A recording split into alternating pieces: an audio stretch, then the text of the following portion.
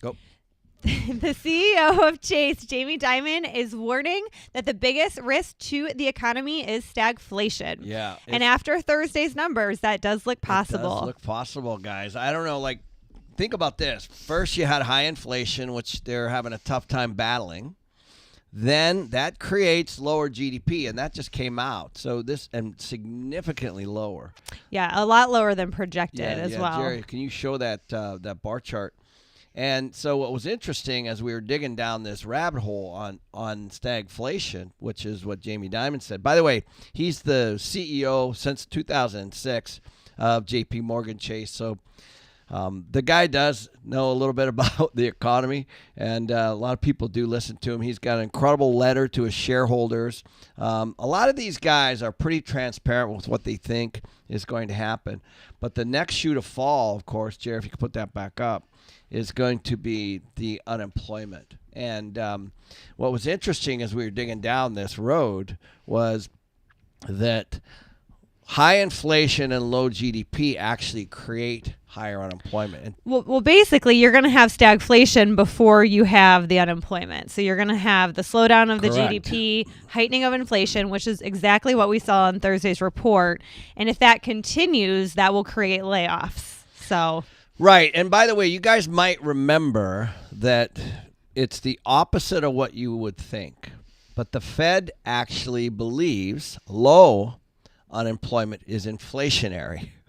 So let's wrap your head around that. Why would low unemployment be inflationary? Because I once believed, oh, great, we have low unemployment. Well, what that really means is that it actually creates higher wage growth, which is inflationary. So when there's low unemployment, it creates higher wage growth, which is inflationary. So the Fed's talked about having higher unemployment all along. And so this is, I think, the last shoe to drop. But they never wanted stagflation. Correct. So they wanted the unemployment, but they want the economy to keep kind of humming along, and they want the inflation to come down. But we haven't had stagflation since the 70s. And let's explain to people what stagflation is, because I'm not sure, and the implications of it. Sure, go ahead. So stagflation is when you have that. You have the slowing down of the GDP, unemployment keeps rising, and inflation keeps rising. Correct. So, but when you have that, certain things, you will see prices drop on certain items just because there's less demand for those items. But because most things like your basic needs, like your groceries and your rent and all that is going to go up because of inflation. And then you're going to have a lot of unemployment. And because of the high employment, wages tend to go down because everyone's looking for work. So it's really not a good place to be in. No. For really almost anybody. And so why would we be discussing this today? Obviously, we've talked about it. Jamie Dimon's come out about it. There's been others. The reason why we're discussing this today is because it's a real possibility. When the GDP, there's no question, it's factual, it dropped. And inflation, the Fed's having a tough time with. And so if unemployment drops too, what would we do, right? So this is kind of the whole point. What did this happen in the 70s? So it's clear they labeled it stagflation. So we went back and dug in for you. What happened during the 70s? What went up, what went down, and why, right? Yeah, definitely. So from what we saw is that basically if you invested in real assets, you did quite well in the 70s. Now, mind you, most people don't really have investments, right? They have their 401k that's invested in the stock market. Which is paper. Okay? And the stock market did not do good during the 70s. It remained pretty flat. And I thought it was interesting here. Let me try to find the numbers. Well, if you take a look at that wealth pyramid that Chris Martenson discusses in his book, Peak Prosperity, I think it's a really good visual. So, by the way, Chris is going to be speaking at Limitless this year, which is at the end of August. And also, I had a conversation yesterday with Mike Maloney on his podcast, and they're all saying the same thing. So at the bottom of the pyramid, which is the base, would be all your raw materials or you hard assets. Okay, not just real estate, but hard assets could be water, it could be oil, It could be silver. It could be gold. It could be timber. That's at the base, okay? Then the second tranche up, which is where the companies, so you can invest directly into those companies. And the very top of the pyramid is paper. So you have real assets at the bottom and paper assets at the top. So think of it this way. If you have a silver coin, that's real. That's hard assets. You could also invest in the silver company that extracts the coin. But at the very top, it's called an ETF. So if you're investing in the stock market like through a 401k, then you're actually in an ETF. And I was having a conversation with my friend this weekend. And he's like, oh, I'm great. I invested in gold. I'm like, awesome, great. He's like, yeah, I got all kinds of ETFs. I'm like, David, that's not gold. That's a claim on gold. So, so this is what we're talking about. So the base, the commodities at the bottom, the actual real assets, including real estate, will go up in a stagflation economy. And I wanted to pull these numbers just because I think it's important for you to understand. So over the decade, it was like 74 to 85, right around there. There was 7 to 14% inflation every year. So every single year. So I think this is important before we start talking about this for people to understand. Say that again. There was 7 to 14% inflation every year for almost about 10 years. No, like 11 years. 11 years. So just as we're going to dive into these numbers and kind of what all the assets did, I think it's important to know that. So if you had a savings account, let's just assume it was 10% for 10 years and we average it out, that's 100%. But over, and all that, it kind of builds on itself because then the inflation and then there's more inflation. So it over doubled everything. And you got to be careful that you're not in cash. Right. This is the real point. If you're in cash, in a high inflation economy, high unemployment, you are going to lose the purchasing power of that cash. So a $100 bill that you have, think about what a $100 bill just 3 years ago bought you. And what does it buy you today? A lot less. That's actually the real truth. So, and you have to understand too, so when we're saying the stock market remained flat all through the last time we had this stagflation, in the 70s. It didn't really remain flat because of inflation. So people lost, even if it stayed flat, people still were negative, a ton of their portfolio because inflation went up over 100%. And here's the way to look at it. Russ Gray had a great example on this, and we got to bring him back on. Mm-hmm. If something goes up and it's because of inflation, you have to back out inflation to actually see what the real cost, what it really went up. That's the reality. You have to measure it against, everybody says, what are they measuring it against? You can measure the economy based on oil, based on gold, based on real estate, based on all kinds of things, even the stock market. So before we dive into this, we're actually having some comments on YouTube I want to address. So people are saying this is actually good because they want to see deflation. Like, I want prices to go down. I want to see deflation. This is going to be good for me. But I think they might be missing the other side of that coin. But before we go down that road, because I know where you're headed, you got to understand, George Gammon told me the greatest example. He goes, think of a hot air balloon as it goes up. So that's inflation, okay? But the hot air balloon always has a hole in it, and that's deflation. So you can have inflation and deflation at the exact same time. So, when you put everything into, but it's just a matter of which force is greater. Mm-hmm. So just understand that it's not one or the other. You can have things that are deflating at the same time that things are inflating. So I think it's important that it's not so black and white. No, and that's a good point. And in the 70s, because I did some research during this time, a lot of your frivolous assets you don't necessarily need did go down. Like car prices went down. Like there was prices on things that went down. Homes in areas that had rent control went down. There were certain, things, but things people needed. energy, food, all of that. And that's a lot of what we're seeing now went way, way, way up. Yep. And the problem with that is your average person, you have to buy these things. Like, they're not optional. So if you're spending all your money on these things, and you don't have money for a new car, and you don't have money for that. So those things go down, which great. But if you can't afford, if you're not going to be able to buy the car if you're spending it all on groceries and medical and all of those necessities. Right. Now, one of the things that you guys need to take a look at is, if you're heavy in cash, what can you do? So if you take a look at what the 70s did, food, agriculture, farms, those kinds of things went up.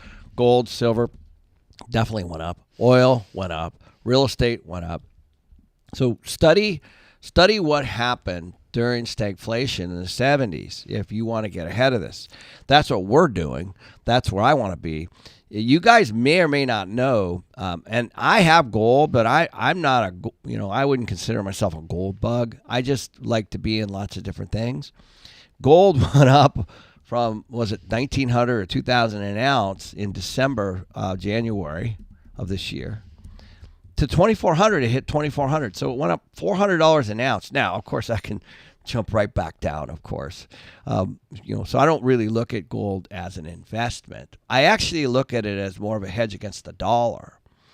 And so which is, of course, because the dollar, when you can print, and you can flood the economy with things that we're funding, like things that people need here in the U.S., but also things like wars and those kinds of things in the military. That's all happening right now. By the way, under both presidents. So, this is not a political argument. If you take a look at, we've been printing for a significant amount of time under both presidents. I think German brought up a good point. They said, I can buy a 40-inch flat screen TV for under $100, but 2 or 3 bags of groceries will cost me about the same, if not more. How about that? Is that crazy? Yeah. So that's a good example of things that are deflationary. Cell phones, computers, a lot of tech is deflationary. Even a car, when you buy it new, it's supposed to. During the pandemic, it changed things a little bit. But one of the things that makes things deflationary or inflationary is also the interest rates, because a lot of people finance stuff. So right now, that doesn't look like that's going anywhere soon. Yep, absolutely. So let's hop into some of these. So gold did really, really well in the 70s, right? Because we got taken off the gold standard, and gold, rises with that was a little inflation. different, I think, but you're right. Yeah. Nixon decoupled. You guys might know the dollar was tied to gold. It was called the gold standard. I think it was called the Bretton Woods Agreement, if I recall. That all went away, and so that created for the first time what's called a fiat currency. Fiat currency means that you can print dollars willingly based on need. The central banks can do that. Here's an interesting fact. There's never been a fiat currency in the history of the world that has actually survived.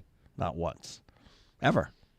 So if you go back and look, the Ottoman Empire, the Roman Empire, all these things started to happen. All these little pieces that we're witnessing. It's like that the temperature is slowly getting turned up in the pot. The frog doesn't know that it's actually getting warmer and warmer and warmer. Chris said they had, when Nixon took it off the gold standard, they said it was temporary. And they said, we will bring it back, as they replaced it with the petrodollar. But I'll tell you one other thing. Listen to this. In the 30s, was it 35? Was it Roosevelt? Gosh, I think it was Roosevelt. I'm going to go out on a limb here. Actually, gold was illegal. Yeah. They said it was illegal to hold. Yeah, gold. So, guys, this all happened in the U.S. That was not even 100 years ago. So, I don't know where this is headed. I'm not saying gold's going to get illegal, but what I'm saying is, in our country, these things have happened.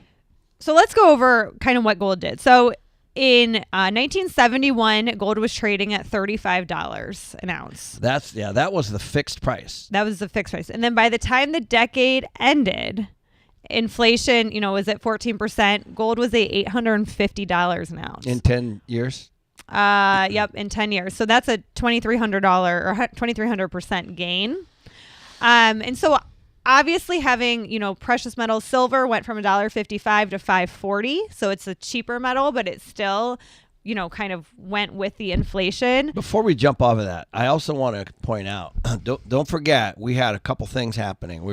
The Vietnam War was wrapping up. And we had all these hangover expenses, printing for the war, all that stuff. And it's just relevant to know other things that are happening. We also had a big fight with the Saudis over oil. I think it was OPEC, right? So there's all it's not the same. But it's just important to understand what the forces are. But this all happened during stagflation. Correct. So, this all happened. The people that held gold were huge winners even through all of that stagflation. Yeah. So the people that held cash were not. That's the point. And then for this time around, we would probably expect crypto to be something similar, right? Yeah, you would. Holding an asset. You kind of dived into why we don't like ETFs. So when we're going through this, you want to own physical things, not really paper, because paper doesn't necessarily do well. There are stocks that might do well during these times, but as a general whole, they're just not going to do well. So you really want the physical asset. Guys, you have to think in derivatives. So what's a derivative? If I have an orange in my hand and I cut it in half and I squeeze it, the orange juice is a derivative of the orange. That's how that works. And so that would turn into orange juice, and maybe Minute Maid would turn that into a company. And then if you invested in the stock of Minute Maid, let's say, then you now have a claim, that's all, on the company itself, but you're as far away from the orange as you can imagine. So it's the same thing. You have to look at, what Wall Street's done is they've done a masterful job, and now they're doing it with residential real estate, of taking hard assets and selling them to the common folk, to the main street. That's what they're doing. So as long as you understand that, you just need to be as close as you can to the actual physical asset, because if you are there, you are going to actually be fine. Right. Exactly. And I do want to address, Crash Bro had said that home prices went down a lot in the early 80s. And that's actually not completely correct. The growth stopped after all that inflationary growth on the prices stopped. But then home prices kind of remained flat for a little bit, but they didn't necessarily go down. But I do remember interest rates went up to what was it, 15%? Yeah, I think they were at 14 or 15%. Right. Mm-hmm. So I remember I got a car loan. I think my interest rate was 15 or 16% to get a used car, a used Nissan. I still remember. Right. And just because house prices went down does not mean gold prices did, or rent prices did. So, but let's keep going here. So another big winner during stagflation in the 70s was farmland. Yes. Farmland, starting out in 71, was $137 per acre. After 10 years, it was $737 per acre, and that's about a 25% return through the 70s, which kept up with inflation. But then also the products that they sold. So beef prices more than doubled in the 70s. Corn prices tripled, wheat quadrupled. So what they were growing on, that was just the price of the farmland. And then they made a bunch of money with the stuff they were growing on it. Right. So, might not be a surprise that central banks are loading up on gold, and some of the wealthiest people that you all know are actually loading up on farmland. That is a fact. All you got to do is Google that.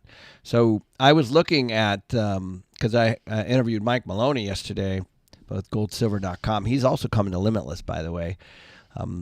And what he said was 9 of the central banks around the world had a net positive for buying gold.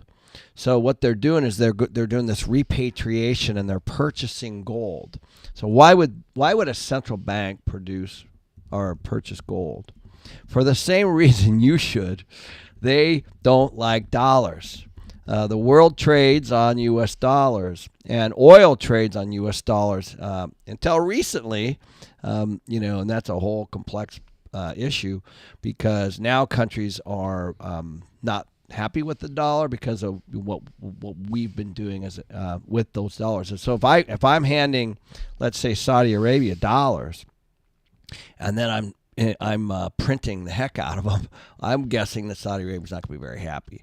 So what they're doing is they're trading in that money for gold, and they're buying gold, and they're hedging the dollar that way. So just Google this. You'll see there's great articles on the central banks loading up on gold. And so why would that be? And so what that's also doing is it's driving the price of gold up. So it might be temporary, but it's happening. Chris said that they're also buying up a lot of real estate, the central banks. Yeah, they are. So the other thing that did well during stagflation was real estate. So this is a real estate channel. So real assets were a really great buffer against the volatility of all of the inflation. And this could be what, guys? This could be the why as to Wall Street buying up all these single families. Well, it is the why, probably. Yeah. Well, right. So you there's always a bigger picture that sometimes we don't see very obviously. So, including me, I mean, we're studying this just same as you guys, trying to figure out.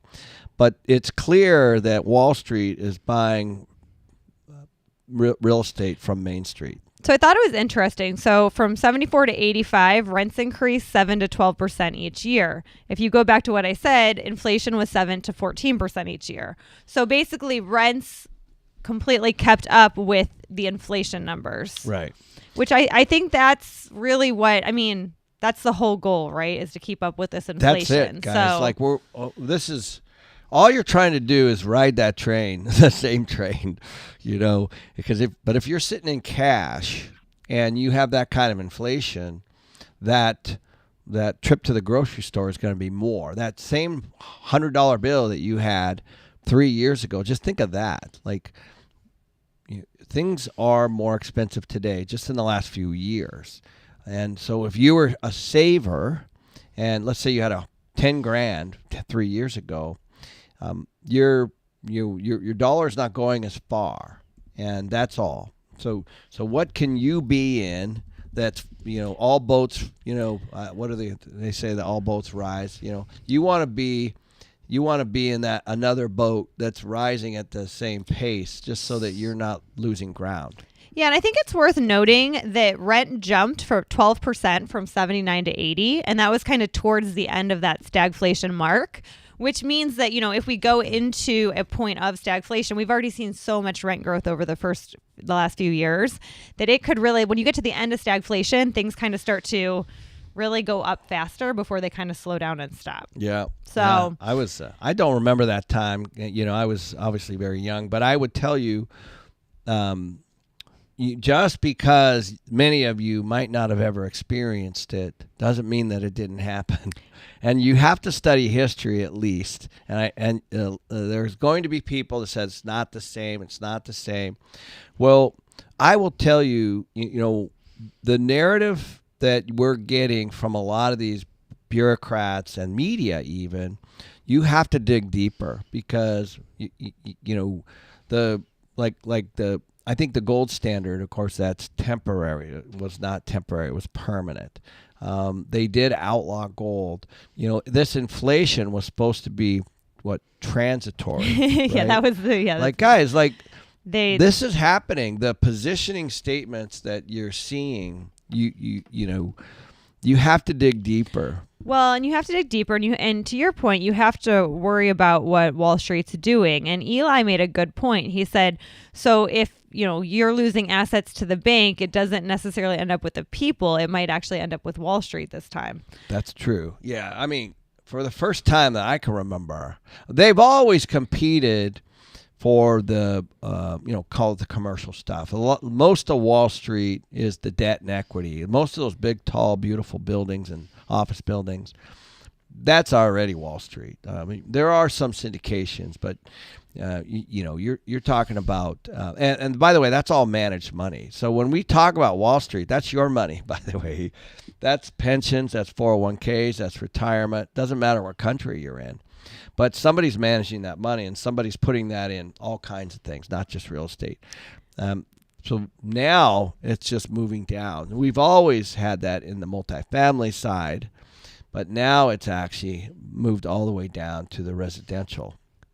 And I found this quote in one of the articles I found, and it said, nobody's talking about the potential future threat from stagflation, and that's exactly why investors should consider the possibility that it could happen. Yeah. And I love that because really the media, they kind of work with the government, right? So the government doesn't want people to think that we're going into a time of stagflation. But to Ken's point, you have to watch what people are doing. You have to watch what BlackRock's doing. You have to watch, what Wall Street in general is doing because they are very smart and they see things coming before we do. Yeah. And so, if since nobody's talking about it and the signs are kind of starting to point there, you have to think that this is definitely a possibility that it could happen. And what's the downside? Right. I mean, really, what is the downside? I was one of the interesting things that Mike Maloney told me yesterday is silver's on the rise too. Silver, for one coin of silver, it's only, I think I looked yesterday, it was $27, let's say. It's been as high as $80 in the 80s. So I was like, that's fascinating because, that tells me that silver's just, bounced around, right? So I found myself kind of going down this rabbit hole on silver. But everybody can afford, a silver coin, And so, will it solve everything? Probably not. But at least you're in the game and you're watching, and now you're in the, you don't have to go out and buy some expensive real estate or even an ounce of gold if you can even find it, because hard physical gold is super hard to find. In fact, the last few years, the only place I've been able to find it is through estate sales, through a gold dealer that I use, and I think that everybody's got them in these mountain vaults and all these kinds of things and Brinks. And Mike was telling me, most obviously we all kind of use Brinks, but the physical gold's really, really, really difficult to get, and so as people start to see this printing of the dollars, Wall Street came up with, guess what? An ETF paper. You can invest into GLD gold, obviously, but that's not that's just a claim on it. And I can already tell you there's a significant amount more of ETFs and stock than there actually is physical gold. So they've blown that derivative out. All right, so we're going to jump into our Ken Pro questions for the day. Make sure you guys sign up with Ken Pro. It's kenmcelroy.com/join-now. So the first question comes from Hector. He said, Ken, you mentioned in a recent video the importance of focusing on your core business while expanding your real estate portfolio. I'm currently managing 77 units and finding it challenging to balance both. Any tips? Wow, that's a really, really good question. 77 units, first of all, nice work. Well, most of it's going to depend on the profitability of those 77 units. So you have to really take a look at what's your margin on those. So if there's 77 individual houses, it's going to be a lot more work than if it's, let's say, a 77 unit property. So I'm guessing it's not. So you have to look at the efficiencies, and there are scenarios where if you're not making the margin, then you either have to cut that account or raise your prices. So you should not be doing anything for a net. Just the fact. So, and by the way, that's the first thing that I would look at. So let me give you an example. There was a time when I was growing my company a long time ago where my management fees, if you think about this, were somewhere between $500 and $1,000 a month for managing properties. Now, while that seems like it's a lot, I started to take a look at what were my costs from the time we got the account. I'm talking about accounting. I'm talking about my receptionist. Talking about any of my overhead. I'm talking about my office space. I'm talking about everything: the communication, the visits, the conversation with the vendors, the negotiation of the leases with the tenants, whatever it was. So I started to take a look at that. And so for a period of 3 months, I had everyone in my office kind of really look at those costs. And what I found was that my actual cost to manage a property was well over $500 a month for one property. And so what I did was I cut all those accounts and I focused on the ones that were profitable because it was still about $500 a month for one that was getting like $750 a month. And so you have to look at margin. And so that's the first thing. And so with margin, you're going to have the freedom and the flexibility to be able to add overhead, potentially, which of course increases or decreases your margin. So you have to really look at the 77 units and look at the profitability, and then that will help you make really, really good decisions, because sometimes, I hear this, and if you think about how crazy this is, I'm like, are you making any money on that? Let's say I'll ask somebody, say, no, but I'll make it up on volume. I'm like, that's pretty funny. If you just have a whole bunch of stuff that actually isn't that profitable, just being bigger doesn't actually mean that it's better. So hopefully that helps. Our next question comes from Isaiah. He said, I have a single family tiny home building company. Right now I just build and sell, looking to build to rent. Biggest issue is getting capital.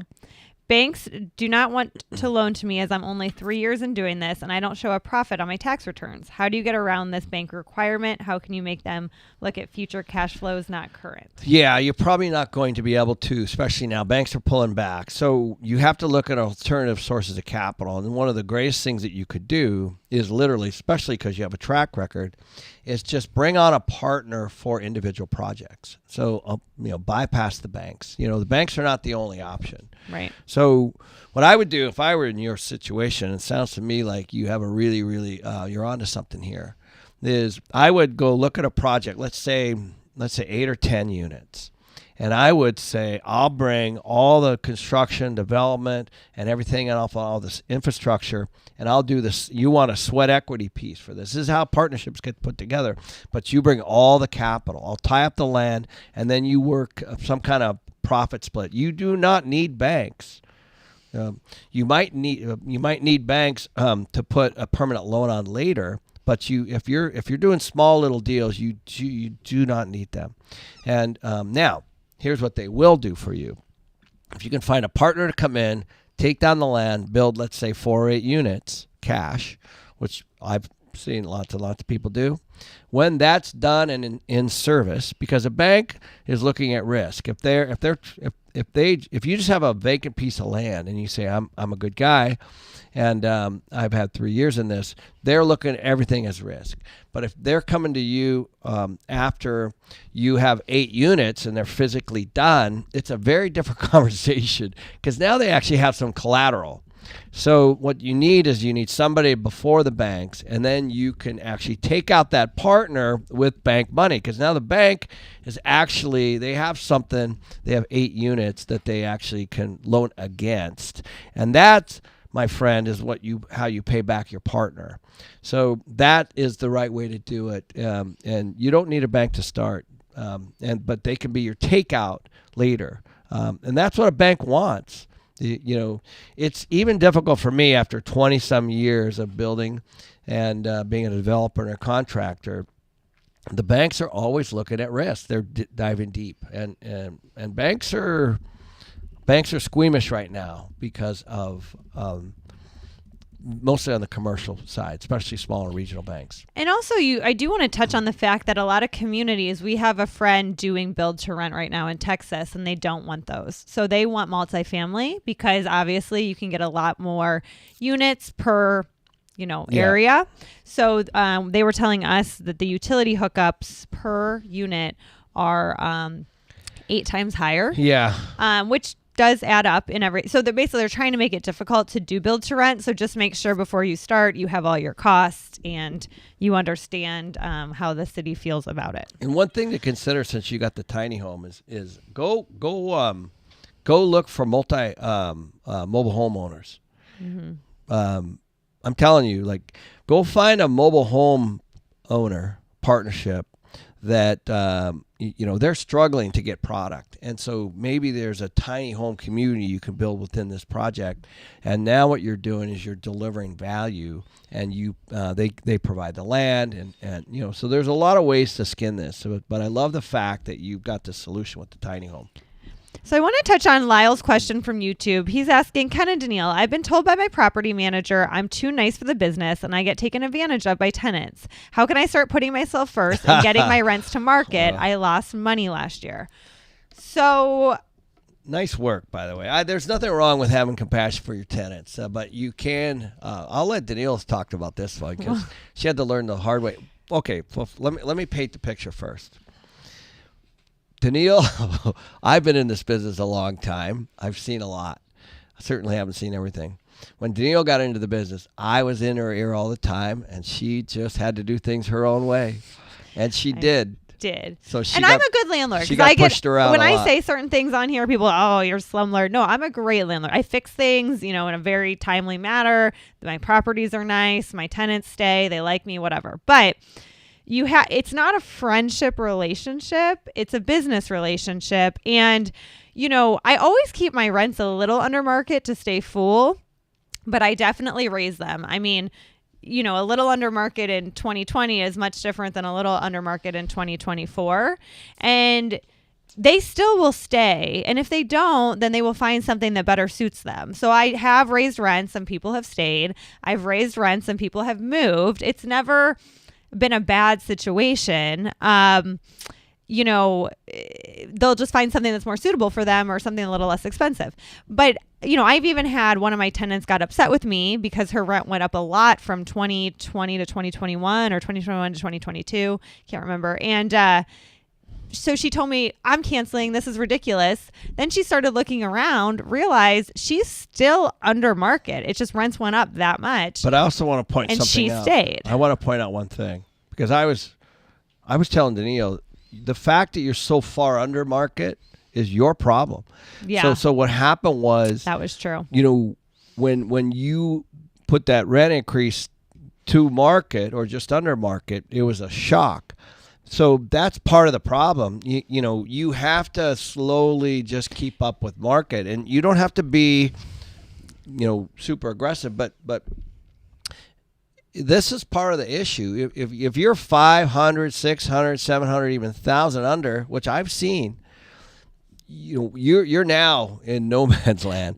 Like that's your fault, and so you got to be keeping up with at least the market over time, and so what we do as a company is we do $25 and $50, and we're just slowly doing it over 6-month leases, let's say, and then they're just slow. They're not a big shock to the tenant because when you have those big numbers, that's when they get pissed and they move. Exactly. And that was what happened basically. So she moved in 2019. I didn't raise her rent in 2020. I certainly didn't raise it going into 2021. And she rented it below market. And I rented it below market. So by the time it was 2022, I believe, I was $900. I was probably $1,100 below market because rents had went up so much and my expenses have went up so much. My HOA went up, taxes went up, repairs went way up, all the things, right? So now here I am, like you, struggling to make money now on this rental. So I had to raise her rent $900, which is a lot. And she was upset. Pissed. But then when she started to shop around, she realized, well, it's still under still market. a good deal. So then she tells me she's moving. Then she tells me she's staying, and she's still with me to this day. But now instead of doing those shocks to her, I've just been raising her rent $25 a year, But it was my fault because if I would have raised it, I know rents went up a lot in that time, but if I would have raised it $100 and then another $100 or $200, it would have been way less than a $900 sticker shock. And you might think, oh, they'd be appreciative because you didn't raise it the last 3 years, but they're not, and they have to work that into their budget. And it was my fault, and I was just learning. So you just have to, it's just business, and you need your markets at least very close to rent. I know if you're a small landlord, I keep mine a little under, but you can't be way under because you're going to be losing money, and then what's the point? The other thing is if you obviously have a close relationship with your tenants, that could be part of the issue. Let your property manager handle all this and go build your wealth by finding more stuff. You know what I mean? He said, that's the other thing. He said, I'm going to send the letter now. Thanks, guys. Yeah. Sorry, bud. Yeah, it's true, though. But I get it. You got to balance that. Robert from Premium said, I'm upgrading my stove and refrigerators in my apartment adjoining to my house, and I would like your thoughts on how much to upgrade. Okay, I've done a zillion of these. Like, does he need to get like no, you know? I know exactly. So here's the thing. Stainless and black appliances, are what everybody wants right now. And I think that if you've got beige or white, let's say, it's kind of considered old. You're not going to get any more money. If you can go stainless over black, I would definitely do that. But, depending on who's renting, that can be a significant upgrade. People obviously use their refrigerator and their stove and their microwaves every day, their dishwashers. And so those are things that are really, really, really important. With regard to let's say the countertops, there's some really cool technology out there. It's like a resin-based spray. So essentially you mask it all off, and you can spray it, and you can have it match your cabinets and your appliances. And then obviously you don't want any kind of carpet at all anywhere. You want that all hard. We call it hardscape. So those are the basics. And also don't feel like you need to buy this stuff brand new. There's a tremendous amount. We found, for one of her rentals, she found a side-by-side stainless off of OfferUp, I think it was. And, because what happens is people buy these things and then they move, and then they pay $1,100, $1,200, $1,500, and they're on the market for $300, $400, $500. All you have to do is get the right sizes. And so don't feel like, everything, especially for a rental, has to be, from Lowe's or Home Depot. Yeah, and there's these dent stores too, where you can find appliances, and some of them are really badly dented, and you probably don't want that. But others just have little dings on the side that you can barely notice, and it's not going to matter for a rental. And if it's sliding in between cabinets, you won't even see it. Exactly. And so, and the tenants don't even notice it. And so those are really good too if you can't find anything on OfferUp. The problem is you want to, not be it to be super urgent, because that's going to be, right, harder to find. So as things you're going to need to replace, and you have some time, a couple of weeks to look, you'll probably find something. It'll definitely help renting, and you might even get a little bit more money for the upgrade. So there could be a payback. There definitely is on a washer and dryer. So if you have washer and dryer hookups and you put those in, you can definitely charge more money, because they're actually going somewhere with their laundry and paying, whatever they're paying per month, $50, let's say. So you could easily roll that into rent growth. So if you pay $600 for a set, let's say used, and it's $50 a month, you've covered yourself. It's a 1-year payback. So before we jump off, I want to say that we're going on a cruise in June. Yeah. And we hope to see you guys By there. The way, look at that, guys! We're not affiliated with the cruise. We're just going. I got asked to speak, but if you want to hang out with us, this is gonna be fun. We're bringing your parents. Yeah, it's gonna be a good time. Yeah, we're looking as a little vacation, and I've got some speaking to do there. But if you guys are interested, it's Investor Summit at Sea. I'm going. I want to hang with Peter and George, because I want a little bit of their ear to find out what they're seeing. So. This is we haven't been on one of these for a long time, but I'm excited. So if you guys want to join us, have dinner with us, just actually mention our name, and we'll have dinner with you. Yep. Go down to Aruba and Caracas, and there's one more island. Bonaire. Yeah, down by South America. So it'll be really fun. It'll be a good time. If you want to go have a good time, join us, and we will see you guys next Monday. Cheers, guys.